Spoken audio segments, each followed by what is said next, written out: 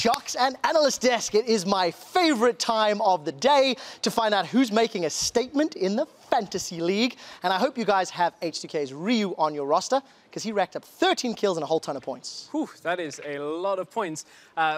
Right at the end of the day, he snags himself that MVP.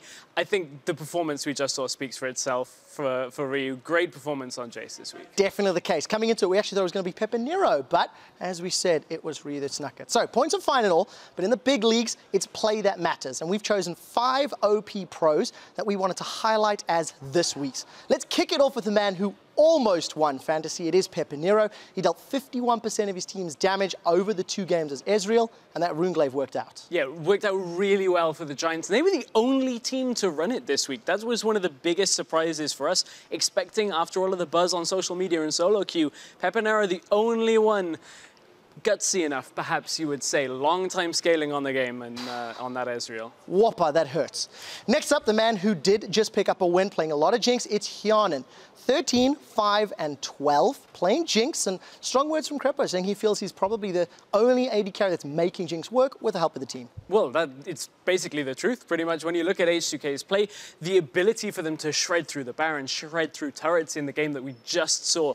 Absolutely insane performance by Hyanin, and whoop, here we go, gets it all the way across the map. Great snipes there from Hyanin. Definitely the case. Somebody else who was also laying up some snipes was Betsy, 2-0 as Jace, stepping up on ranged poke champions. We not really see him do particularly into his style. 89% kill participation. And this is the second week running we've had Betsy up on this screen for the OP5. So a really good setup here for Betsy. Looks to be improving week on week, as the Gambit lineup seem to, be improving themselves. We had Forgiven talking, they'll get better as a unit, they'll fall as a unit, and they certainly seem to be going from strength to strength. Of all the teams in the bottom 7, it's Gambit you feel the ones performing, and this is another man as to why. According to Hooney, the number 2 top laner in Europe, an average CS difference at 10 of plus 13 this week.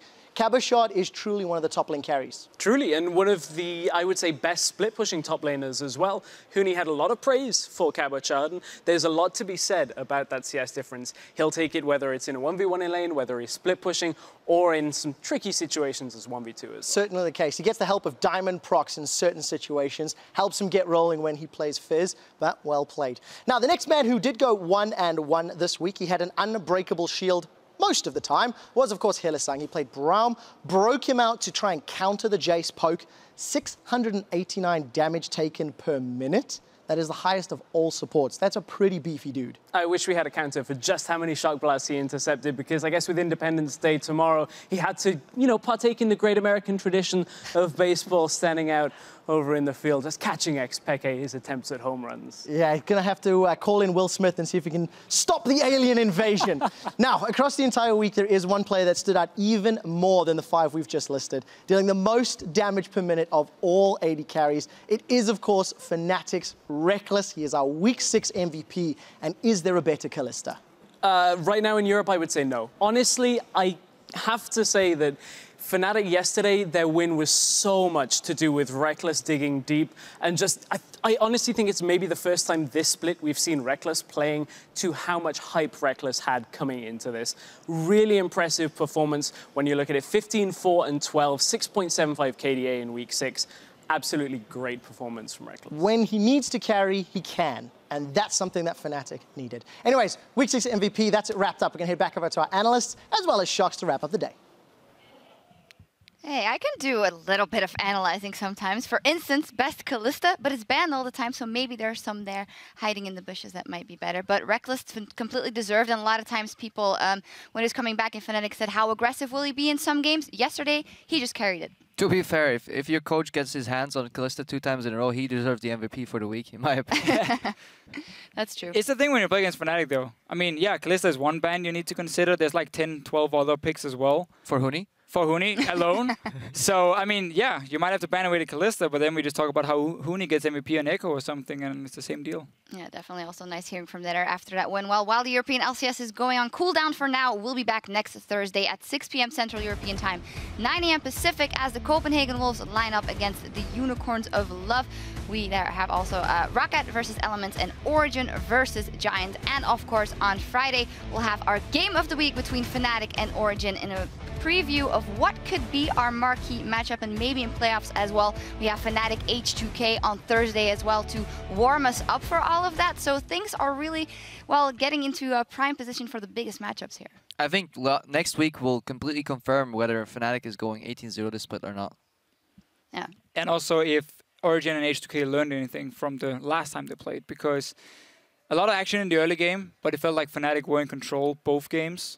We're going to have to see what they can do now. Origin looked good today. I mean, adapted to the meta. H2K got a 2-0 as well, but there's no room for mistakes when you face Fnatic. Yeah, Becca also said, it's in the numbers. If they haven't lost until then, statistically, they have to lose. Yeah, I actually checked with our stats guy, Spellsy, and Pekka was wrong. I'm sorry, all Origin fans out there, but that doesn't mean it's true.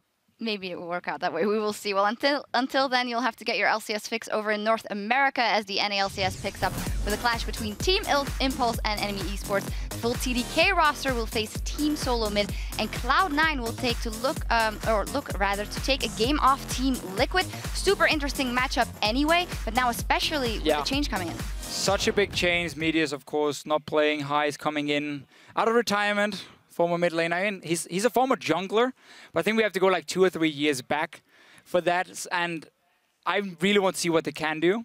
If the shot calling is such a big deal for them that it can be enough, but Liquid is looking pretty strong as well. I actually remember playing against High, now that you mentioned it, like literally 4 years or 3 years ago where he played as an MLG, and he was such a confident player. He had such a big mouth when it came to jungling, so we banned him out. We banned 3 of his champions, and that's all he could play at the time. Oh, hopefully he has expanded his champion pool in the jungle since then. We'll see if that shot calling comes to help out Cloud9. And it all starts on Saturday at 9 p.m. Central European Time, and that is noon Pacific. That does it for us here in Berlin, for myself and the entire European LCS team. Thank you for joining us. Until next time, and remember, wards save lives.